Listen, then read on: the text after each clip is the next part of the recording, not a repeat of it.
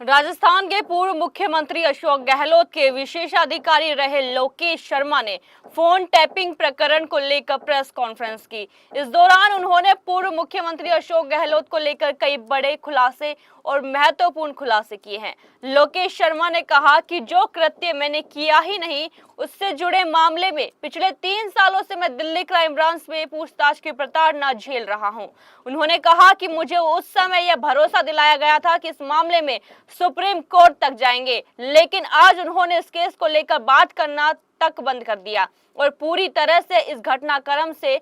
किनारा कर लिया है। लोकेश शर्मा ने कहा कि मैं तत्कालीन मुख्यमंत्री के विशेषाधिकारी के रूप में जिस जिम्मेदारी का निर्वहन कर रहा था, उसके तहत आज तक मैंने वही किया जो मुझे निर्देश दिए गए। जब भी मुझसे फोन टैपिंग से जुड़े ऑडियो को लेकर मीडिया या जांच एजेंसी द्वारा पूछा गया तो मैंने यही कहा कि ऑडियो क्लिप मुझे सोशल मीडिया के माध्यम से मिले, लेकिन वास्तविकता यह नहीं है। लोकेश शर्मा ने इसके साथ ही पेपर लीक प्रकरण को लेकर प्रदेश की मौजूदा भजनलाल सरकार की कार्यशैली की सराहना भी की है।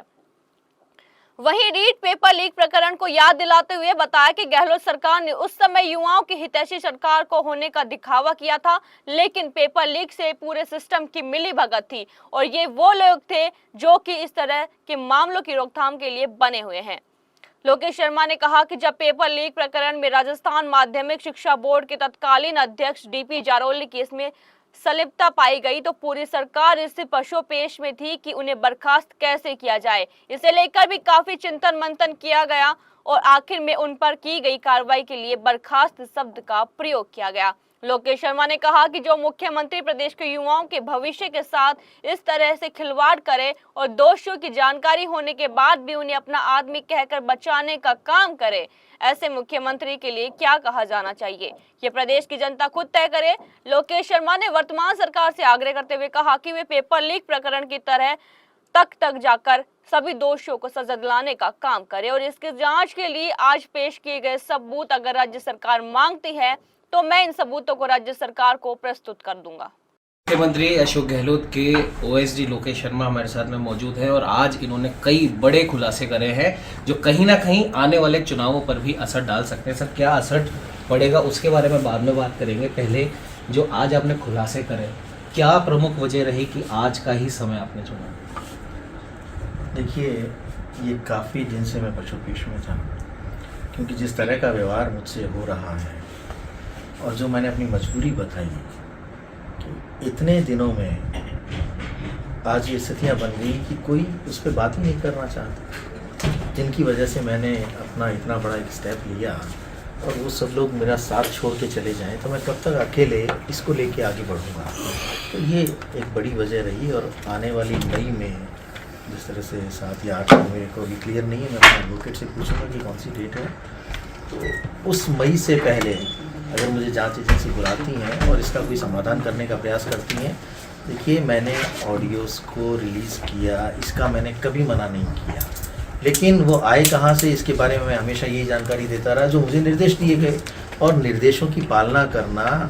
जब तक आप किसी के अधीन काम कर रहे हैं तब तक आपकी नैतिक जिम्मेदारी बन जाती है और मैंने अपनी उस जिम्मेदारी का निर्वहन किया।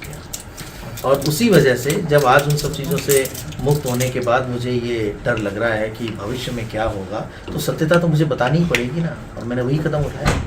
मैंने उस सच से सबको अवगत कराया जिसे आज तक लोग जानना चाह रहे थे। तो बस यही एक कारण था और कोई इसका किसी के ऊपर कोई इम्पैक्ट पड़ना चाहिए नहीं पड़ना चाहिए, मैं उसे लेकर कोई बात नहीं करता। लोकेश जी, भले ही गजेंद्र सिंह जी वाला ऑडियो का प्रकरण हो, सचिन पायलट वाला मानेसर एपिसोड हो, पेपर लीक हो, कई ऐसी चीज़ें हैं और उसमें एक बहुत विशेष 2 साल ये प्रदेश कोरोना से पीड़ित था। उस समय जैसा कि आपने भी कहा एक मानवीय संवेदना होती है, उस समय भी आपके कहे अनुसार पूर्व मुख्यमंत्री अशोक गहलोत ने साजिशें रची, कैसे भ्रष्टाचार किया जाए उस बारे में भी उन्होंने सोचा और किया, जैसा आपने कहा उनकी जानकारी में था। वो खुद साजिश रच रहे थे, ये मैंने नहीं कहा। मैंने ये कहा कि उस टाइम में जो भी उपकरणों की खरीद फरोख्त हो रही थी उनमें कई हज़ार करोड़ रुपए, 20 रुपये की चीज़ 200 रुपये में हमने खरीदी, जो हमें 20 रुपये में आसानी से मिल रही थी। तो उन लाइफ सेविंग इक्विपमेंट के नाम पर कितने बड़े घोटाले हुए उनके बारे में किसी ने सोचना ही नहीं चाहा। ना उस डेप्थ तक कोई गया, क्योंकि हमने तो बाहर ये माहौल बना दिया कि भीलवाड़ा मॉडल और हमने इतनी जानें बचाई। तो ये तो सरकारों का दायित्व है कि अपने नागरिकों की जान कैसे बचे और कैसे उनके जीवन को सुरक्षित किया जाए, लेकिन उसकी आड़ में स्वास्थ्य विभाग के कोई घोटालों को खोल के देखें, कोई एक बार उसकी तह में जाने का प्रयास तो करे। मुझे लगता है कि ये अभी इस सरकार के एक मंत्री बार बार कह रहे हैं कि ये जेल जाएंगे वो जेल जाएंगे, तो उन्हें भी तो कुछ हाथ लगा होगा, वो भी कहीं कोई हवा में सारी चीज़ें नहीं बोल रहे हैं। तो ये सब चीज़ें जो हैं ये इंगित करती हैं इस ओर कि इस प्रदेश में ये जो पिछला शासनकाल रहा, इसमें बहुत कुछ तो कोरोना की वजह से छुप गया,